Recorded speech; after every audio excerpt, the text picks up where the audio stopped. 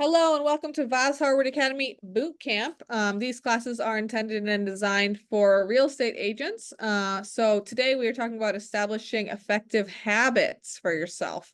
This is something that I see a lot of new agents and long-term agents struggle with. So we're going to get into how to start creating those habits for yourself, how to start small, and which habits are the most important for you to master. Anything to add, Andy? Yeah, absolutely. Except it can be one of the hardest things to get a handle on, especially if a lot of us got into real estate because we wanted freedom, and maybe we didn't want to report to a boss, punch a time clock, be told what to do when. But the problem is, if somebody else isn't doing that, then are you getting your stuff done? And so a lot of us need to break some old habits, form some new habits, and constantly work on that. So we'll talk a little bit about that today and how that can help show up as success and revenue in your business. Yes, absolutely. So talking about creating effective habits, one of the first things that you need to do is figure out what activities you need to create habits around, right? So, you know, a lot of times we think about habits as like waking up early, brushing your teeth before and after bed, right? Those are things you need to do as a human, right? To ensure you're healthy, right? Ensure that you're functioning properly, right? And you don't have to get a filling, right? Okay. But as an agent, as a realtor, there are other certain activities that should be part of your everyday routine too. Well, actually, or do you have something on the health stuff later? Oh, but continue on that. Let's do that first, because if you don't get Absolutely. that stuff right, nothing else is going to work. Hmm. If you want to focus on your business, you've got to focus on yourself first.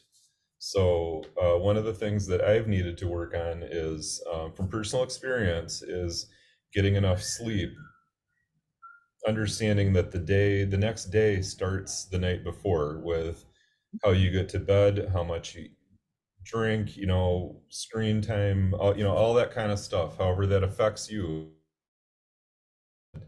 judge anyone or say you have to do this or have to do that, but you have to figure out what works for you. And the key is going to be, are you able to get up when you need to and have the energy and brain power that you need to execute your business activities and not be dragging yourself through the day? Right. And to that point too, if you're not a morning person, right? And if you're someone who runs a little late regularly, right? I know lots of realtors that's an interesting conundrum for them, right? When they're trying to get into business for themselves. I don't have to keep Yeah. a schedule, right? So a lot of that starting the night before is like, okay, is your work bag packed and ready? Is your laptop in there, or your phone? Did you prep yourself a snack or a breakfast the night before? Did you lay out your clothes? Is all your kids' stuff in order for tomorrow so that they're ready to go tomorrow? Because a lot of times those little curveballs can come at us in the morning, right? And then throw things off. So have you anticipated the curveballs, if you can? Yeah. At least the regularly occurring ones, right? And is everything staged and prepped, right? When we're talking about a house and bringing it to market, we have everything staged, it's in its right spot, it's ready to go, so that before showings, people don't have to scramble too much, right? The same applies to your life as a realtor. And actually, per that health stuff and personal habits, I have a little thing at the end here that'll wrap that up perfectly for us. Beautiful. So, but this is what we were talking about. Let's get down to it. Your day is hard to get a handle on, especially if you're in business for yourself and you're setting your own schedule. So how can we master this and create habits for ourselves that are successful? And again, what habits are most important for us to focus on as agents, right? We need to establish habits around lead generation, bringing new leads and business into your business, right? Lead follow-up, staying in touch with those leads that you have brought into the business, the ones who said, I want to buy a house, but I'm not ready yet. I want to sell a house, but I'm not ready yet. How do you stay in touch with them at regular intervals? Going on appointments, that's something that you need to create time for and habits for, right? Do you have, a set thing that you have prepared, right? When you need to go on a showing, when you need to go on a buy or sell appointment, right? Do you have all that prepped and ready so that when that comes up in your schedule, you have the habit in place of what you need to make that successful. And then negotiating. This one's not so much a habit, just as a skill set, but are you building in time to grow your skill set so that when the need to negotiate comes up, you know how to do it effectively and best in the best interest of your client? Andy, anything to add on here? Yeah, I see a lot of realtors who don't have um, any sort of a system for lead generation and lead follow-up. And it's always hard to be consistent about it. It's always hard for all of us. So we don't beat yourself up about it, but if you have work to do on that, and we probably all have some work to do on it, then just take that seriously in terms of how you can improve your habits, especially on those two, because the lead gen and follow up, that's how you're going to get all of your business. Mhm. And of course, you don't have those, you don't have anything else to worry about because you got no business. Correct. So if nothing else happens in your day, that is the number one habit for you to focus on, your lead gen, your lead follow-up habit.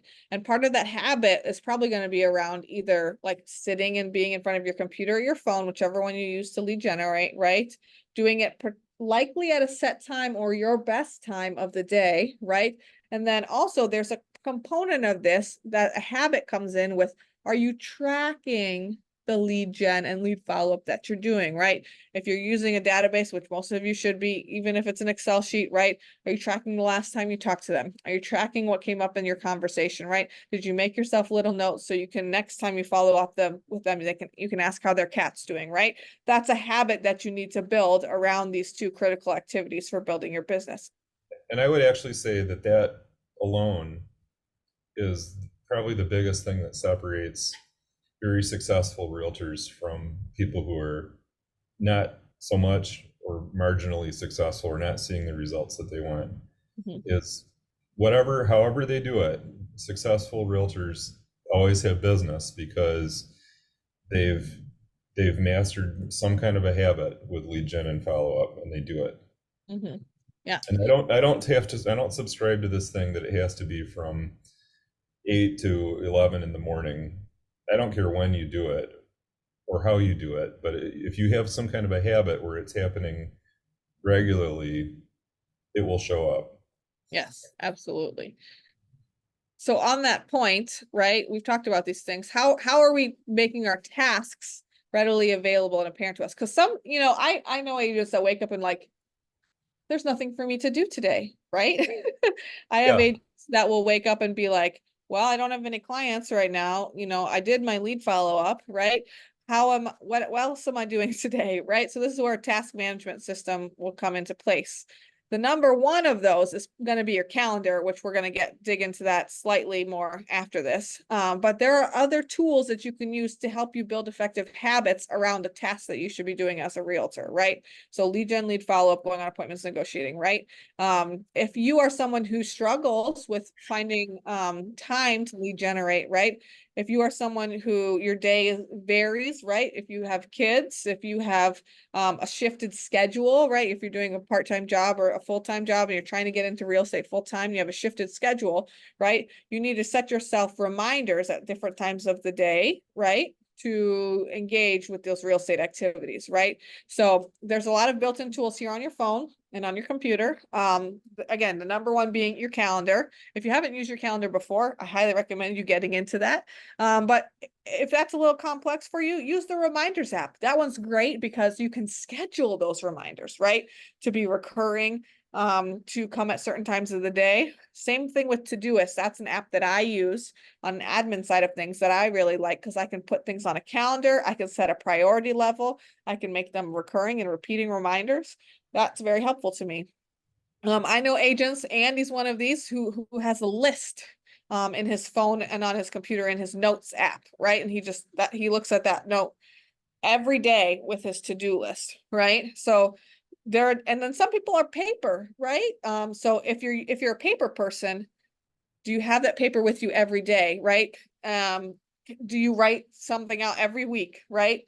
Lead gen, lead gen, lead gen. Oh, Thursday I have something, so I have to do lead gen in this time block. We'll get into time block shortly, but Andy, anything to add around this? Yeah, a lot of this comes back to habits. We all have a calendar, right? We all have a calendar. We all have reminders apps or various kinds. We have the follow-up boss ones on our team. We have ones that come with your phone. Google Suite has all this stuff. It doesn't matter what you use, but I see people who are not in the habit of checking their calendar periodically, and then I hear things sometimes like, oh, we had that training on Tuesday. I missed it. I didn't know it was happening. So that tells me that there's not a habit of checking your calendar every day, and that's something it's got to be done in business. Yep. What And I do is I check my calendar the night before I go to bed because I'm so afraid that I'm going to forget something in the morning that I've got to be out the door at 8 a.m. for. So I go through my day before I go to bed. And that's just a little habit, right? That's just one little thing that helps make the next day go successfully. And believe me, the first time that you mess up or you forget to go to a showing at 8 a.m. or something and they fire you, and it's happened to me, that will train you. Hopefully you don't have to let it come to that. But if it does, that might be what's required to train you and say, I'll never let that happen again. Mhm. Yeah, and on that fact too, a lot of us, we have lots of calendars, right? So we can simplify life by making our calendars talk to each other. Any kind of online calendar has in its settings some kind of feed URL, right? And you can take that URL and paste it into whichever calendar you default to and use the most, right? So if you have a personal calendar, you share one with a spouse, you can put your work calendar into that feed or vice versa, and you can make them talk to each other. So everything shows up together. You can know when you have availability, when you don't, when you're double booked, right? That's going to be super important. If your calendars aren't talking to each other, you might end up being double booked. So that's another thing I recommend. We have a whole nother class on calendar management. Oh, one more quick thing about calendars, let me add it. Um, uh, it doesn't matter what system you use, it's more about the habit, right? Pick what works for you and make sure that it's a daily habit. Somebody told me once that Gary Keller swears by paper calendars. He has the big desk size folded 9 by 12 calendar or whatever. And so I thought, well, if it's good enough for Gary Keller, that's what I should use. I'm not a good paper person. I lose it. It doesn't talk to the other calendars, and people don't know what I'm doing when and whatever. It doesn't work well for me. So just find what works for you, but make it a habit. Yes. And then one thing too on this task management system, I see so many people think that email is their task management. Email tells me what I need to do. Guess what? Email is not going to tell you to lead gen, right? Email is not going to tell you to lead follow up unless you have an email from a lead you've been exchanging, right? Email might tell you to go on appointments if someone requests to see some houses, right? Or to negotiate because you have an offer that's in progress, right? But email is not going to tell you, how to build effective habits. Now, there are different habits you can make when it comes to email, like striving for inbox zero or setting up filters for things that can take some of that busyness away, right? But when it comes to email too, another thing that you should do is you should strive to check it regularly. And by regularly, I mean 2 times a day at a minimum. Especially in real estate, you want to make sure you're not missing anything, a client request, a lead, a negotiation request, etc. We get lots of emails that we don't need. We have an email manager inbox class too that I'd love to direct you to as well. And about the checking your email habit, I probably check my email too much, honestly. I think twice a day is enough. I find it hard to do that because I feel like I want to check in on things more. But actually, your time is probably better spent, especially if you don't have a lot of time, to just check it make a habit to check it sometime in the morning and sometime in the afternoon before end of business. And then at least you're covered, right? Yes. And when we say a habit of checking your email, we mean a habit of getting in there, not just looking at it and ignoring, right? But like build in like 30 minutes, right? At least, maybe. Sometimes you don't need that much, right? But 30 minutes to just delete the stuff you don't need, filter out the things that you might need later, but you don't need now, and that you will get consistently, right? And then figure out what actually needs to happen on with what's left, right? That's the habit to get into, right? Because again, I see a lot of agents, they look at their inbox, they see, oh, nothing for me to do today, and they leave, right? And that number keeps getting bigger because we get emails from realtor associations, from people who want us to buy their special system to get 20 listings a month. We get so many of those, and so much of it is just chaff that we don't need. It happens to the best of us too. I strive for the inbox zero, but rarely do I get there. Um, but but really, when you think about it, it probably shouldn't take more than 15 or 20 minutes to go through your email, answer all the things that you can right now that doesn't take too much time, delete the stuff that you don't need to do anything with, and put the other things on some kind of a to-do list so that you can come back to them later or set yourself a reminder if needed. Or also you can put them in, and we have a whole other email class. We won't get into it here too much, but you can set up filters. We can help you with that. There are lots of things that you want to get, but they don't need your attention right now. But they could go into a folder of some kind and just get out of your inbox. So your inbox doesn't become a ever growing nest of unfinished stuff. Yeah, because so many people feel like, oh, I checked my email today, I have nothing to do, right? And like, or I Yeah. checked my email today and it's overwhelming, right? And then a lot of people can get anxiety from that because they feel like I have so much to do, but it's really not, because so much of it is just garbage. Or worse. I accomplished so much today because I got all my emails taken care of, and now I'm done. And I had a productive work day. Except, did you connect with anybody? Did you generate any real estate leads? Did you actually do anything except check the mail? That's not a productive work day. That's just, you know, that's just shuffling some papers around. Exactly. So, we talked about, a designated time to check email. We talked about designated time to do lead gen, right? So this is time blocking will really, really help you establish effective habits. In fact, the whole habits class could honestly just be about time blocking, because it's about, right? We talked about at the beginning of today's session, right? You have a habit of brushing your teeth, right? You have a habit of waking up at a certain time. You have a habit of going to the gym, right? Those are all things that you do at specific times of the day, right? Okay, it may fluctuate a little bit depending on what's happening, right? But it's still a chunk of time that you're doing at a designated time of the day that works best for you and your schedule. So this is creating these habits is about finding the time to do them that works best for you and your schedule, and then what needs to happen in that time, right? So if we're talking about lead gen and follow-up, right, the time block for lead gen and follow-up needs to contain active efforts of reaching out to people, active efforts of recording the results of your reach out in your database, right? Both of those are critical, right? So let's go into it. If it's not on your calendar, it doesn't exist. This applies for a lot of people. And like, think about that task management system we talked about before. You can have a time block on your calendar to do things on my task management system, right? Because a lot of those are like little things that maybe you've been putting off or just don't apply right now. So you can have a time block for that to create a habit, right? Because a lot of times we look at that to-do list that we have and that feels overwhelming. That's our day two.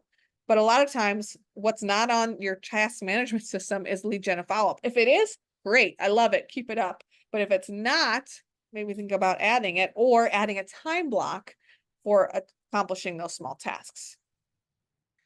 Mhm. One other thing too to think about when you're time blocking and building habits, like for lead gen, lead follow-up, right? Because those are the number one things we need to be doing as agents. Think about it critically, right? If you're constantly feeling like you don't have time to do stuff, we need to look at your time, right? And how your time is being spent. Do you need to adjust your schedule? Do you need to wake up earlier? Guess what, guys? I realize I need to start taking better care of myself and going to the gym. I have a little baby. He's adorable, but I am not able to regularly take care of myself.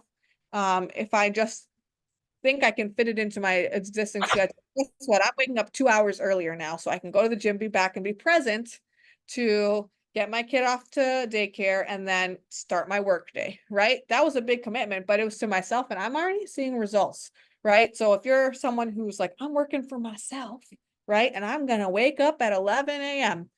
let's start working backwards, right? Let's wake up at 10 a.m., right? So you can get all your work done an hour, or your personal care, your self-care, you wake up done a little earlier, right? You have more time to tackle the day with, more time to fit an hour or two of lead gen in your time frame before you need to go run errands and do things that other people are expecting of you. I have a similar story too. Um, I was finding that I was going to bed too late, and I realized that the key to it was I was watching television at night, which I like to do sometimes. Um, but uh, but the problem was that when I watch television, I don't have an off switch, and so I can stay up way too late. And so I switched to reading books, and that's made a big difference. Just that one little habit has made a big difference. I didn't realize how much of a big difference it would make. But what it means is that I can only read a book so much, and I get tired faster. And so I'm also not looking at a screen. So my phone isn't on at that point. This is 10 or 11 o'clock at night, and then I go to bed. But if I watch TV, I could end up going to bed at, after midnight easily. Just because I'm sitting down too, it's harder to get up. It's a whole thing, right? So just that one little habit has definitely improved my mornings and business day that you wouldn't think it would have any connection. Yeah. And then the other flip side of this too is, do you need more leverage, right? Maybe you're already waking up 2 hours earlier, right? Maybe you're already maxed out on your availability to shorten your sleep a little, or maybe you're already going to bed earlier, staying up a little bit later, right? Maybe you've maxed out your schedule, right? So the next part of that is, do you need more leverage to allow you time to have habits? What does leverage look like? It looked like a lot of things. Getting your groceries delivered instead of going grocery shopping. Joining an awesome team that can help you with the minutia of the business and managing your database, instead of trying to do it all on your own. Joining a team to build templates, or just building your own templates for yourself for when you need to write purchase agreements and contracts, so that can shave off minutes of your time to do that. Mhm. Getting a database that automates reminders or sends drip plans to people, right? So that it's following up with people from you automatically, right? To take a little bit of that pressure off your lead follow-up system. Andy, other ideas for even leverage? even little things like we have a home maintenance service that, it sounds silly, but they change our furnace filter, they oil the garage door springs, they sharpen the garage garbage disposal, they replace the furnace the fridge filter, things like that. Can you afford to have somebody uh, clean your house or do some errands for you or something like that? Yeah. um, or do you have kids who you can get to do things? My kids have become a great. I pay them a little bit. It's nothing big, but it's a lot to them, and they are a great source of leverage now that they're a little older. Yeah, if you're the default parent, which a lot of us find ourselves in that kind of situation, can you ask your partner for additional help, right? Like, hey, I've been doing wake ups and bedtimes. Can you take one of those on? If that means you need to adjust your schedule a little bit, hey, I would appreciate that too, because I'm maxed on my schedule, right? So Yeah, asking for help is a great way to get more leverage too. Right? yeah. There's probably a There similar are. way to do stuff too sometimes, right? Like maybe you've been using your database a certain way and you're like, oh, there's got to be a more efficient way to do this, right? Somebody else like who uses that database might have cracked the code, right? And just needs a simple tweak for it to be simpler and quicker for you, right? You. Somebody with a brokerage might have a great idea on how to lead gen effectively, so I don't have to think about who to call every day, right? They might have a great system for follow-up that you could learn and adapt to. There might even be simple things in your life that you could change to make simpler. I've got a funny little story, which is true to my understanding. I read an interview with Barack Obama once, and the interviewer was asking him, Barack, what's it like to actually be like, don't tell me like, the big stuff. Tell me the little stuff. Like, what is it like every day? And he said a thing that has stuck with me for years. He said, one thing that's interesting is Um, you got to simplify everything. Like the suits that I wear, there's just a blue suit or a black suit and a red tie or a blue tie, and that's it. You Mhm. look at the whole closet, that's it.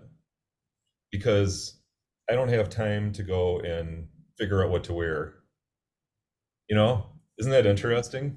Yeah, absolutely. Like Right? what's your work uniform, right? So you don't have to Right. spend time thinking about it, getting ready in the Mine morning. happens to be jeans and a t-shirt, and if I need to dress that up with a better button-down shirt or something, in the winter that kind of takes care of itself because I've got a jacket on most of the time to go show and whatever.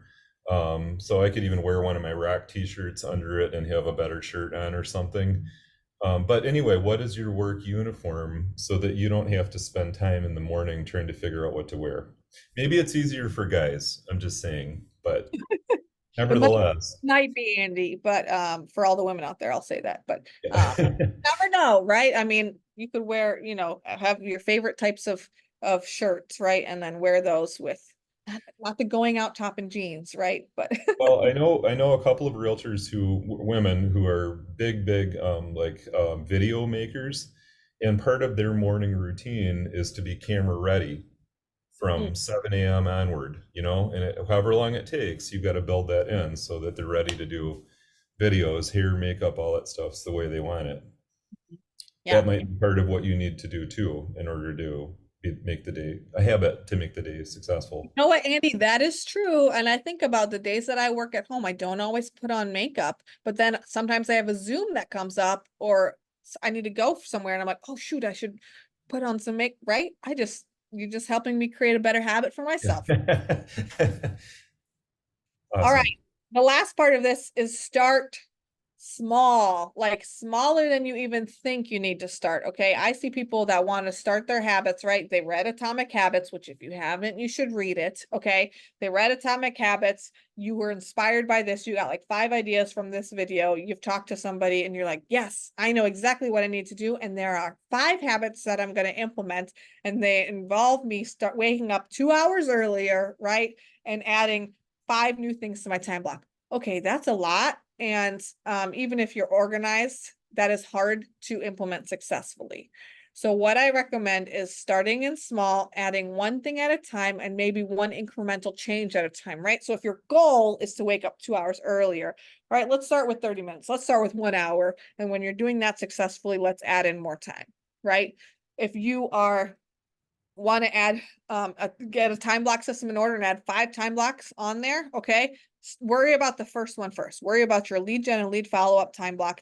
Add that one and stick to that one and do that one consistently. Once that one is in place, right, and you're doing it consistently, add in your other ones because they will naturally fall onto your calendar, right? Your flow will be established. You'll be like, okay, and now once I'm out of here, then I'm ready to check email because guess what? I might have got some emails or texts back from the people that I followed up with, right?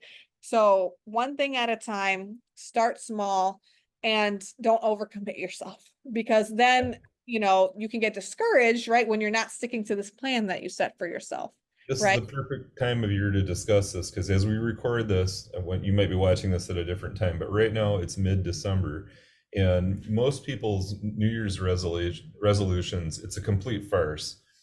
They sit down and think about what kind of a different person they want to be in next year, and it's got all this stuff, and you try to do it for a couple weeks, and then one reason or another you fall back into your old habits because you tried to do all this stuff at once. You're going to go to the gym, you're going to eat different, you're going to stop smoking, you're going to whatever, all this stuff. And as soon as life throws you a curveball, you're back to your old ways, guaranteed. So can you just take one little baby step to something, and then it will have a compound effect, Mhm. and then Yeah. you can build on that. Yes. Yeah. Because what is it? 30 days, 60 days to form a habit? Yeah, yeah, couple months. So, Studies have shown, right? yes. Studies have shown. So you could successfully add in 5 new habits over the course of a year, half a year, depending on how well you stick to them, right? And that's a lot of habits, right? So, successfully implementing change in your life and in your business again, happens one thing at a time. Well, guess what? If you do that one thing, it unlocks other things, right? Once that's unlocked, it unlocks another thing. There's a snowball effect that happens when you create healthy habits for yourself and effective habits for yourself in your business and your personal life. And actually, I found that once I established a habit, even when it was hard or I felt, I felt like I wanted to slip back into the old way I did something. Often when I get it going, I feel so good that I can't imagine going back to doing what I was doing. Right? And then that's when you get to like, how am I doing all this stuff? Right? It's just because I'm doing one small thing, I'm sticking to it, and then it unlocks more, right? And you'll hear this all the time from people who have calendars that are very scheduled. It's like it's actually very freeing because you know exactly when you can stick in something on your calendar. Like you're like, oh, I can go out for lunch today, or you know what, I can go, meet up with my girlfriends on the weekend because I know exactly when I have availability and I know that nothing else is going to come up during that time. And then it allows you to draw boundaries with clients too, which is another very important thing. Yes. Realtors don't have enough boundaries with our time and when we're available, like more like doctors and other people do, or at least I imagine they do. Maybe some of them don't. Maybe they have to deliver babies at 3 in the morning, but I imagine that there are a lot of other professionals who have more strict business hours and a set appointment schedule that's highly managed. And for us, it just seems to be all over the place. So, and it will always be all over the place if you don't get some kind of a handle on it for yourself.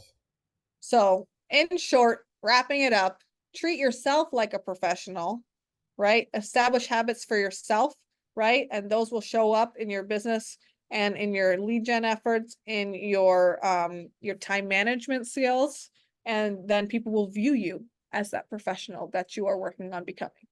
Boom, you got it, Nora. Okay, I think that's it for this one. Absolutely. Thanks so much for Thank tuning in, you. and we'll see you next time.